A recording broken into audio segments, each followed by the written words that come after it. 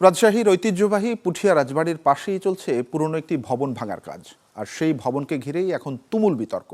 বাড়ির মালিক বলছেন এটি তাদের বৈধ ব্যক্তি মালিকানাধীন সম্পত্তি, তবে প্রত্নতত্ত্ব বিভাগের দাবি ভবনটির রয়েছে ঐতিহাসিক গুরুত্ব। বিস্তারিত জানাচ্ছেন আবরার শাহিদ। পুঠিয়া রাজবাড়ির পাঁচানি বাজার এলাকায় এখন পড়ে আছে ভাঙা ইট, চুনসুরকি আর ধ্বংসস্তূপ। রাস্তার মোড়ের পুরনো ভবনটি ভাঙছেন স্থানীয় সাবেক কাউন্সিলর মনিরুল ইসলাম সাবু। তার দাবি এই জায়গা তাদের বাপদাদার কেনা সম্পত্তি। দলিল, খাজনা খারিজ সহ সব কাগজপত্র রয়েছে তাদের। আমার দাদা 1957 সালে আমার দাদা কিনছিল, এবং দাদার নামে 62 রেকর্ড এবং 74 রেকর্ড দাদার নামে, এবং দাদা আমাদের 4 ভাইয়ের নামে জমিটা পরে দিয়ে দেয়। এখন বাধা আসতেছে কেন স্থানীয়ভাবে আপনাদের এটা করতে? কারা বাধা দিচ্ছে? এটা আমি যখন ভেঙে ফেলি, ভাঙার 15 দিন পরে আমার যখন মোটামুটি 3 ভাগ ভাঙা হয়ে গেছে, তখন আর্কোলজির এসে বলে যে এটা ঐতিহ্যবাহী বিল্ডিং, কেন ভাঙছেন। কিন্তু আগে আমাকে আর্কোলজি কিছু জানায়নি। সরকারের সম্পত্তি সরকার নিতেই পারে, সরকার সবার সম্পত্তি নিতে পারে, সরকার দাম নিবে। এতো তো আসলে আমাদের বাধা দেওয়ার কিছু নেই। কিন্তু এটা ঐতিহ্যবাহী বা রাজার কোনো বাড়ির অংশ না, এটা পাবলিক এর জমি। ঝুঁকিপূর্ণ হওয়ায় গত 14 এপ্রিল ভবনটি ভাঙার কাজ শুরু হয়। তবে দুদিন পরই আপত্তি তোলে রাজবাড়ী জাদুঘর কর্তৃপক্ষ।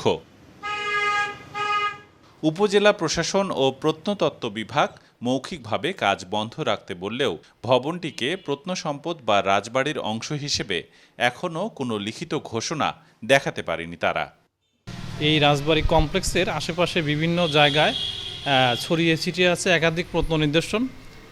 সেই হিসেবে আমাদের সবগুলো আলাদা আলাদাভাবে খণ্ডখণ্ডভাবে পুরাকীর্তি গেজেট আকারে সরকারের তালিকাভুক্ত আছে।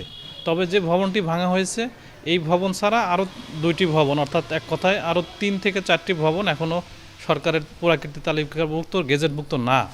ওই ভবনটি হচ্ছে ব্যক্তি মালিকানা রেকর্ডভুক্ত। এই কারণেই উনি ভাঙার উদ্যোগ নিয়েছে।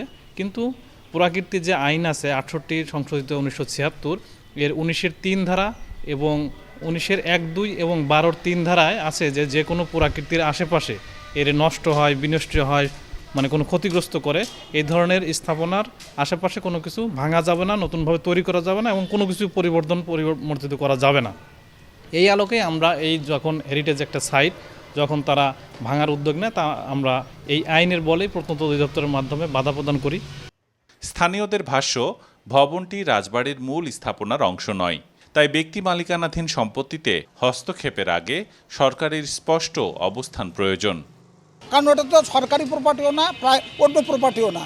তাহলে সেখানে তার টাইটেল আছে, মানে রেকর্ড আছে, খাজনা দেওয়ার কাগজ আছে, বুঝলেন, তার বসবাস করার ট্যাক্স আছে, এবং ওই বাড়িটার বয়স 100 পার হয়নি। তার প্রয়োজনে ভাঙতেছে, তখন ধরেন এখন সবাই মিলে এসে এটা পুরাকীর্তি, এটা ভাঙা ঠিক হচ্ছে না। তাহলে এতদিন তারা কি করছে? এতদিন তারা এখানে চাকরি করছে, তারা তো দেখেছে। তার উচিত ছিল এটা আগেই ব্যবস্থা নেওয়া। খালি একটা না, পুঠিয়া যতগুলো বিল্ডিং আছে পুরাতন, সবগুলাই নিক ব্যবস্থা। প্রত্নতত্ত্ব অধিদপ্তর বলছে পুঠিয়া রাজবাড়ির আশপাশের বড় অংশ এখনও বেদখলে। সম্প্রতি 4টি স্থাপনাকে সংরক্ষিত ঘোষণা করেছে সরকার, আর বিতর্কিত এই ভবনটিকেও সংরক্ষণের আওতায় আনার প্রক্রিয়া চলছে। উপজেলা নির্বাহী কর্মকর্তা বলছেন, ব্যক্তি মালিকানাধীন হলেও কোনো স্থাপনার প্রত্নতাত্ত্বিক মূল্য থাকলে সেটি সংরক্ষণের সিদ্ধান্ত নিতে পারে প্রত্নতত্ত্ব অধিদপ্তর। প্রশাসন সেই সিদ্ধান্তই বাস্তবায়ন করবে।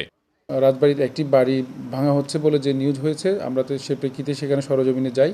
আমরা সরজমিনে গিয়ে দেখতে পাই সেটি আসলে রাজবাড়ির মূল অভ্যন্তরের কোনো ভবন না, এটি হচ্ছে রাজবাড়ির বাইরে অবস্থিত একটি ভবন।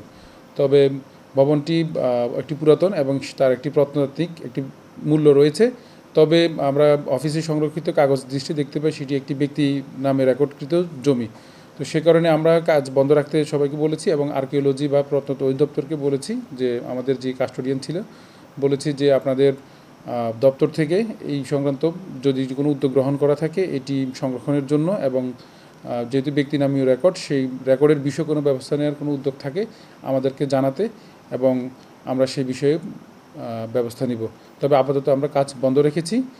পুরাকীর্তি আইন অনুযায়ী সংরক্ষিত প্রত্নস্থলের আশেপাশে ভাঙচুর, পরিবর্তন বা সৌন্দর্যহানি দণ্ডনীয় অপরাধ।